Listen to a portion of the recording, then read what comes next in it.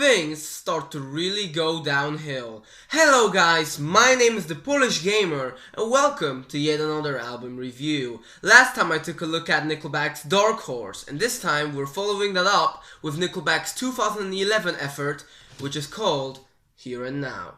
Up to this point, all of my Nickelback reviews have been mostly positive. Although things are about to change in this video. I'm not saying this album is bad, I'm just saying it's a pretty big step down. For the most part, it's still your typical Nickelback album. You've got your, party songs, you've got your sexual songs, your love songs, the ballads, everything is on here, but for some reason this album just, never really appealed to me that much. There are not that many highlights on it, like barely anything really stands out, and I think that's its biggest issue. It's just a very forgettable album. There are barely any songs on here which make me think like, I want to listen to that song again. No, it's just like, I listen to it once and I'm like, okay, that's done, and I just completely forget about it.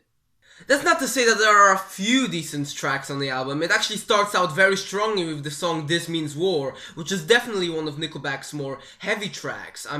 It's got some very good vocals from Chad Kroeger. It's got the lyrics are nothing special, they're just your typical tough guy lyrics, but still, I really think the guitar work is good, and it's a great way to start off the album, get you in the mood for it, but honestly, after that, everything just starts to go downhill. This album really did foreshadow Nickelback's more pop move in their next album, because honestly there are quite a lot of lighter songs on this record. There are still many rock tracks, but even I'm just saying the rock tracks are pretty damn weak. Apart from This Means War, which I just mentioned, there really isn't anything special. You look at track 7, Kiss It Goodbye, which is just this track which it just doesn't do anything to you. You just listen to it and it never gets you excited for anything, and it's just a boring song overall. Same can be said about track 5, Gotta Get Me Some. It's just something which just goes by like that, it doesn't get you excited, you don't really enjoy it, you don't hate it, it's just there, it's just generic filler with some, subpar guitar riffs. The lyrics on this album are, again, nothing to boast about. You got your typical sex lyrics, or your typical, emotional, inspiring lyrics, like on the song When We Stand Together, which is supposed to be this big, emotional song, about our troops.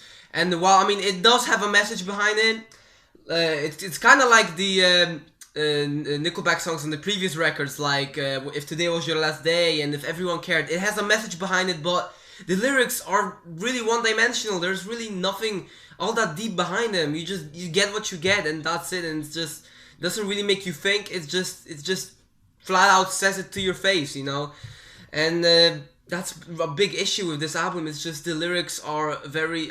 Normally, see, on the previous albums, the lyrics were also pretty poor most of the time, but I always enjoyed the music that came along with it. Well, here, the music is just so generic most of the time, it just cancels out. The level of writing goes so low on this record that there's literally a track, which is Everything I Wanna Do, which literally has, the lyrics just spelling out fucking. It's, what the fuck, what? Honestly, you can't get away with this, man. You can't take that seriously. There's been many songs before from Nickelback which I was like, okay, no, this is not meant to be taken all that seriously, but come on. Even I just cringed so hard during that song. How can you just spell out F-U-C-K-I-N-G during your song and, actually have people not cringe while listening to it?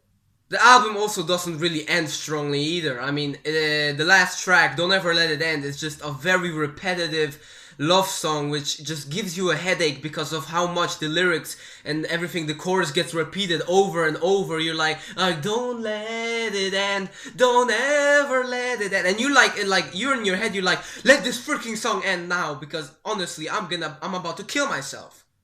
Moving on to some positives, because up to this point this has been a very negative review. We got the 4th track, Midnight Queen, which, even though it's again pretty not really anything special, like it's kind of forgettable. It's definitely one of the highlights of this record. I mean, it's pretty energetic, it's got some quick guitar riffs, even though the lyrics are, again, nothing special. They're just sexual, you know, talking about how, oh, she's gonna lick my pistol clean. Okay, let's just move on from that. But I do like the guitar work, which is, no, if there will be more songs like this, then this would be a good, you know, decent Nickelback album. But it's just that for the most part, they don't even reach this level during the rest of this album.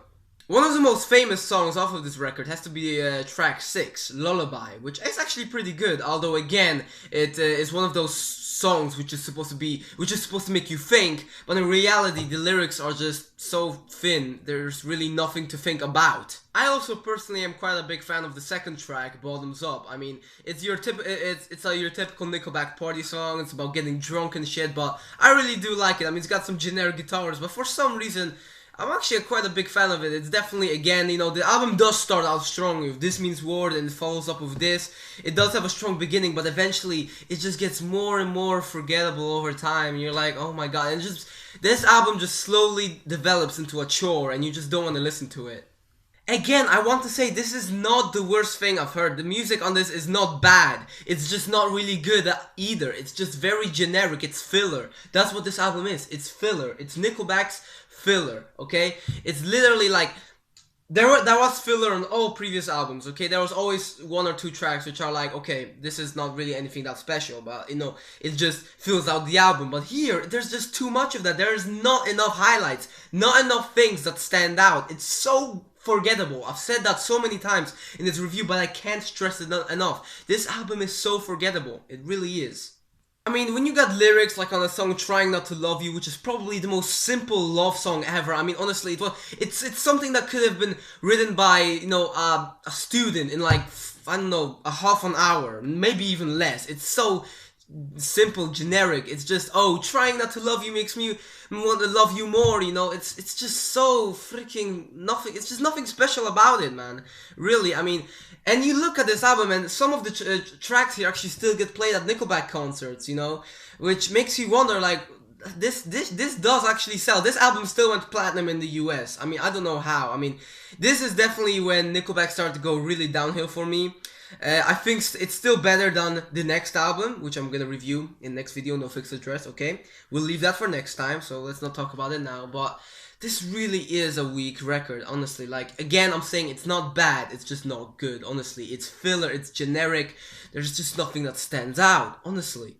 And those are my thoughts about the record. Like I said, definitely the weakest record up to this point. I mean, it's very sad, actually. I mean, I really like Dark Horse, the one before this. Like I said, I preferred it over the previous one, All the Right Reasons, which was their most successful album. But it's just, I mean, I actually used to like this album, but it just really just didn't grow on me at all. It didn't age well. I mean, I'm not sure, can you even say that? It didn't age well? I mean, this album is one of Nickelback's most recent albums, released in 2011, like I said at the start of the video. I mean, right now, it's their second newest album, of course, up until this summer when Feed the Machine gets released. God, let that be better. Please, make that an improvement. I really need some good Nickelback, honestly.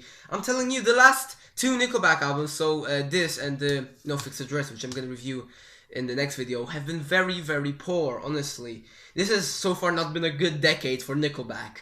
But I'm really hoping that Feed the Machine is going to be a good comeback. I'm praying, but yeah, I'm just gonna have to give this album a nice, I mean, you know, it hurts me to give Nickelback album a lower score, because of course this is one of my first bands that I really got into back in the day, but it really is just a generic album. Like I said, it's generic, it's filler, but it's not really that bad, it's just really not good.